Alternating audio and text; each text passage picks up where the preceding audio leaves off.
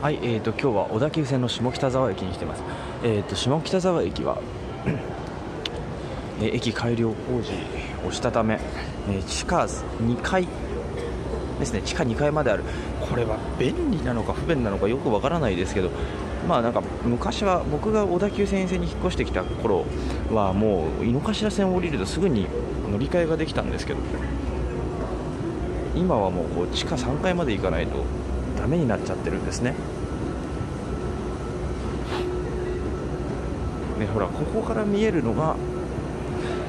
観光線各駅停車のホーム、今ちらっと見えたのが、今向かっているのが私の乗る急行線、快速急行とか準急じゃないや、快速急行と急行か、もうそれが発着するホームですね。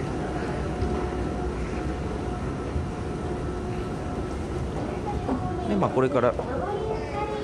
今から来る快速急行の小田原駅に乗るんですけど、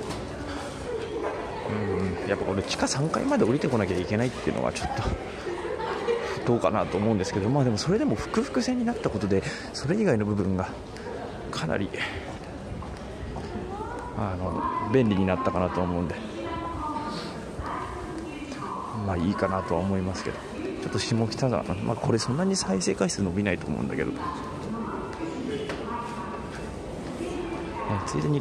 快速急行もなんか上り戸に停車するようになって、これ前にね上げた動画で上り戸を通過する最後の快速急行みたいな動画を上げたんですけど、それとは打って変わってもうしっかり上り戸駅にも停車するっていう状態ですね。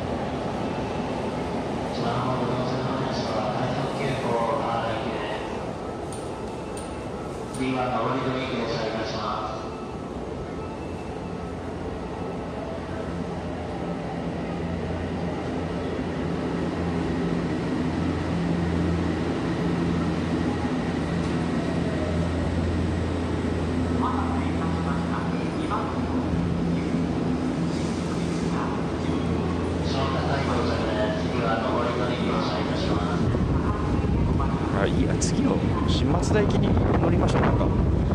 急行が空いてるのかなと思って、ついでにねこっちも電車来たんで